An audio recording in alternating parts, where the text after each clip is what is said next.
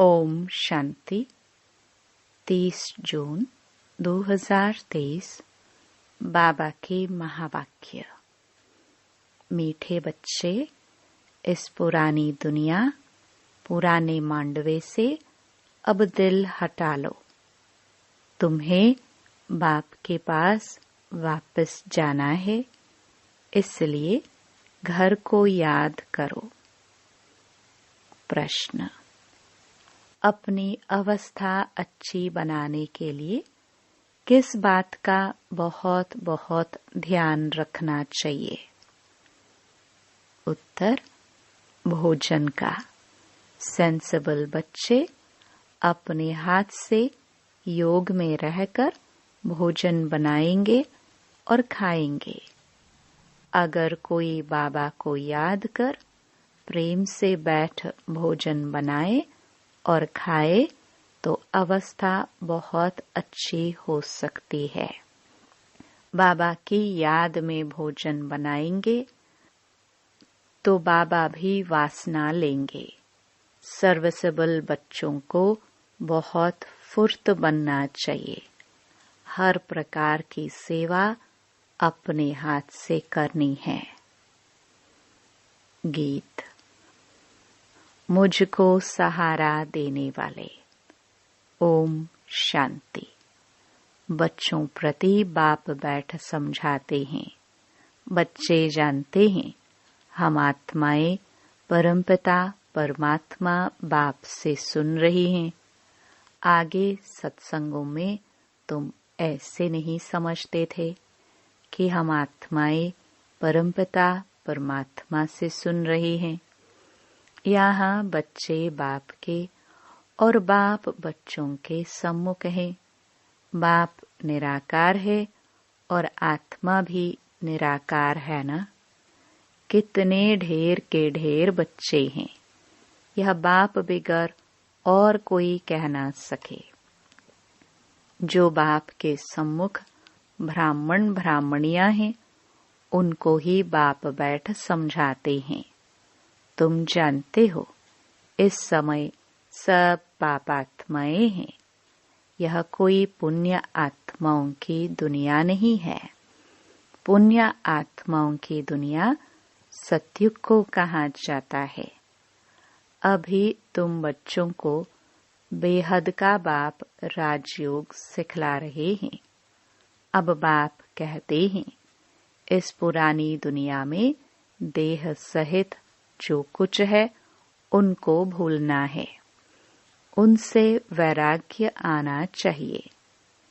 यह है बेहद का वैराग्य।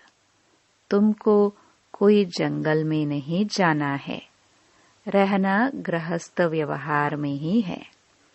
परंतु इस पुरानी दुनिया से दिल नहीं लगानी है। यह कलयुग का मांडवा है। इस मांडवे में जब सतयुग था तो देवी देवताओं का राज्य था। उन्हों का पाठ बजता था। अब यह मांडवा पुराना हो गया है।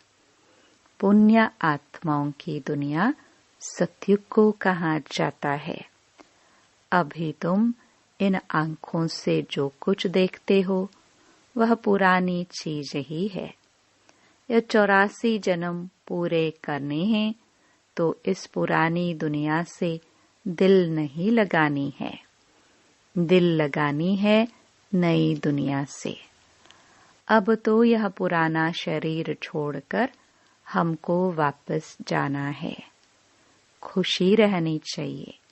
बाबा हमको फिर से वापस ले जाने आए हैं। फिर से हमको स्वर्ग में जाकर पाठ बजाना है। गोया गृहस्थ व्यवहार में रहते ममत्व मिटा देना चाहिए। पुरानी दुनिया को कब्रिस्तान बनना ही है। नाटक के एक्टर्स पाठ पूरा करते हैं तो फिर घर याद पड़ता है। तुम भी जानते हो हम ब्राह्मणों ने 84 जन्मों का पाठ बजाया। 84 का चक्र ही कहा जाता है। वर्णों को याद करना पड़ता है।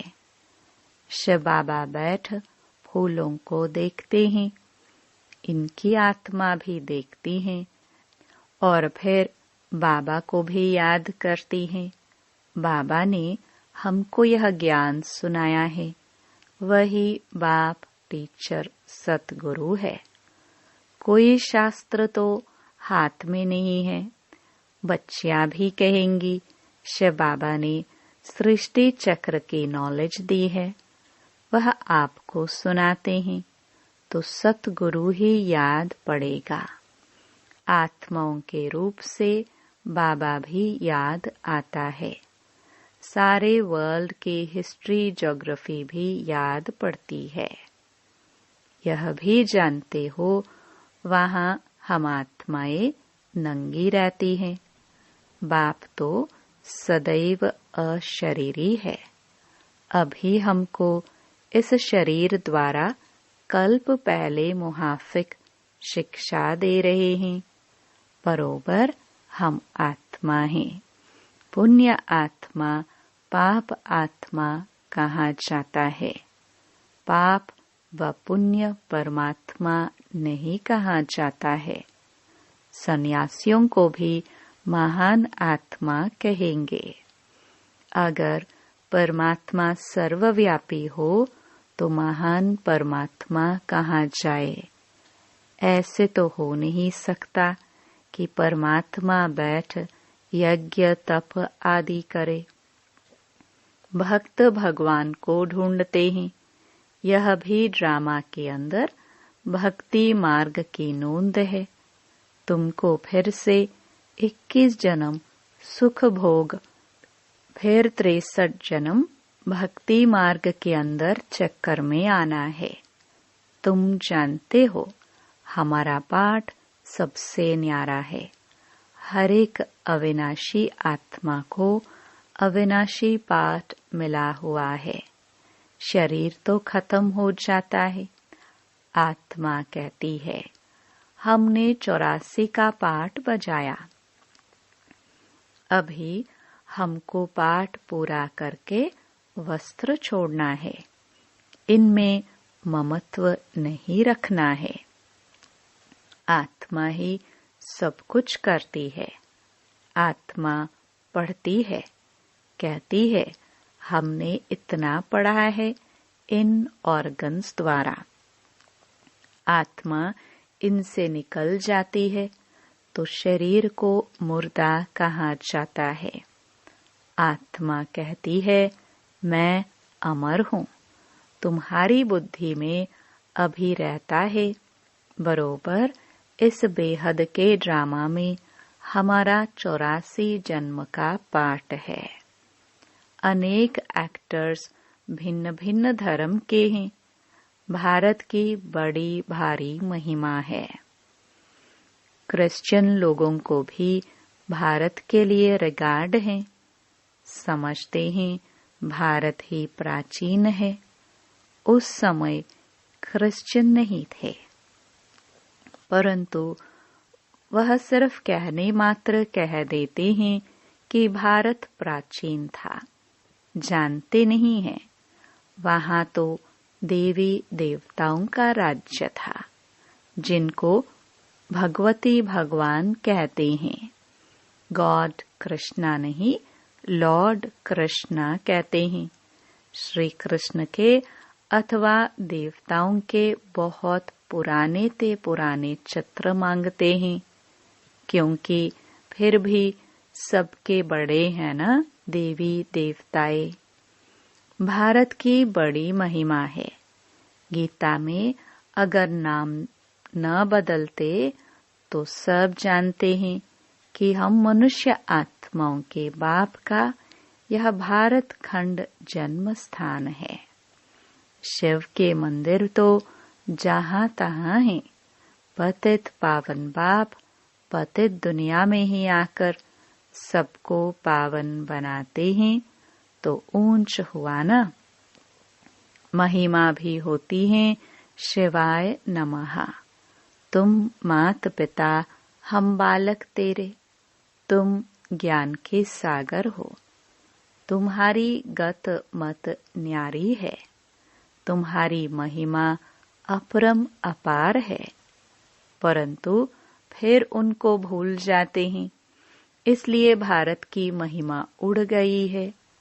अब बच्चे बाहर विलायत में जाएंगे तो उन्हों को समझाना है, सब आत्माओं का बाप वह निराकार है। तुम गॉड फादर को पुकारते हो, परंतु वह कब आते हैं यह पता नहीं है। वह यूरोप वासी यादव भी जानते हैं। हमने यह जो मुसल बनवाए हैं, इनसे जरूर हम अपने कुल का विनाश करेंगे। महाभारत लड़ाई मशहूर है, सामने मौत खड़ा है। भारत प्राचीन है तो उसके मददगार भी बहुत बनते हैं। समझते हैं भारत बहुत धनवान था, इतना तो खजाना था जो बाद में मुसलमानों ने हीरे मणियां आदि लेकर कब्रों में लगाई हैं। बच्चे जानते हैं बरोबर भारत में देवी देवताओं का राज्य था। अभी हम फिर से वह राज्य ले रहे हैं। सिवाय योग बल के कोई विश्व का मालिक बन ना सके। क्रिश्चियन लोग हैं एक ही धर्म के, फिर भी आपस में लड़कर अपने कुल का विनाश कर देते हैं। यादव कुल वाले मुसलों द्वारा आपस में लड़ते हैं। यह जानते हैं कि बॉम्ब से सारी दुनिया ही उड़ जाएगी, हम राज्य कर नहीं सकेंगे। तुम जानते हो 2 बंदर लड़ेंगे, मक्खन बीच में हमको मिल जाएगा। तुम पुरुषार्थ कर रहे हो। अब तुम बच्चों को इस पुरानी दुनिया से वैराग्य आना चाहिए, क्योंकि जानते हैं यह सब खत्म होने वाले हैं।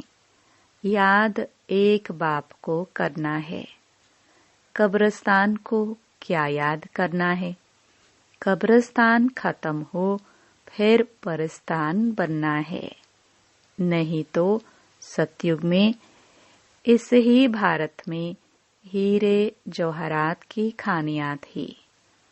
अब तो सब खत्म हो गई हैं। बच्चियों ने साक्षात्कार किया है कैसे विमानों में सोने आदि ले आते हैं। वह सृष्टि ही नई बन जाएगी। वहाँ कितनी अच्छे अच्छे फल फूल होते हैं। हर चीज वहाँ अच्छी होती है। गंध करने व दुख देने वाले कोई चीज होती ही नहीं, इसलिए उनको स्वर्ग कहा जाता है। तो अब एक ही साजन सब सजनियों को ले जाने आए हैं। शरीर तो सबके यहाँ खलास हो जाएंगे। यह होलिका आदि सब यहाँ के उत्सव है, परंतु उनके महत्व का यथार्थ किसको पता नहीं है। रक्षाबंधन का भी उत्सव है, रावण को जलाने का भी उत्सव है। बाबा ने समझाया है सारी सृष्टि इस समय रावण का घर है। सब शोक वाटिका में हैं। कितने दुखी हैं, तो सबसे ममत्व मिटा देना चाहिए।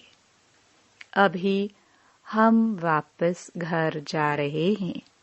घर को ही याद करना है। सतयुग में जब शरीर बूढ़ा होगा तब समझेंगे अब यह पुराना शरीर छोड़ नया लेते हैं। अभी तुम समझते हो हमको वापस जाना है, इसलिए देह अभिमान छोड़ना है। दुनिया इन बातों को नहीं जानती है। कह देते आत्मा सो परमात्मा, परमात्मा सो आत्मा, बाप समझाते हैं, यह झूठ है। अगर भक्त ही भगवान है तो फिर भगवान को क्यों याद करते हो? पतित पावन तो एक निराकार बाप गाया हुआ है।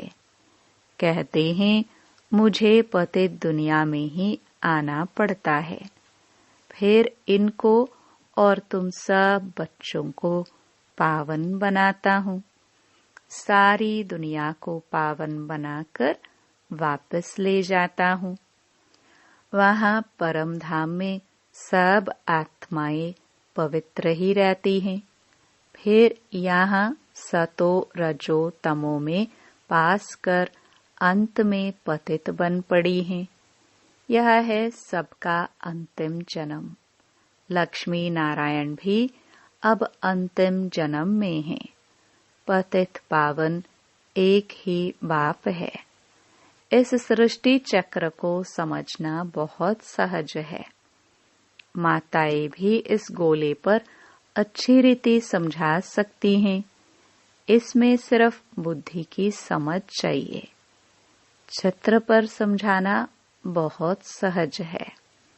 बाप बिगर यह नॉलेज कोई समझा नहीं सकते, और कोई के पास यह चित्र है नहीं। इन चित्रों का बहुत बहुत मान होगा। बाप कहते हैं जो पढ़े लिखे हैं उन्हों को यह झाड़ त्रिमूर्ति का चित्र भेजो, विलायत में भी भेज दो। इनसे फर्स्ट क्लास सर्विस हो सकती है। रूबरू जाकर समझा सकते हो। यह भी नॉलेज है ना।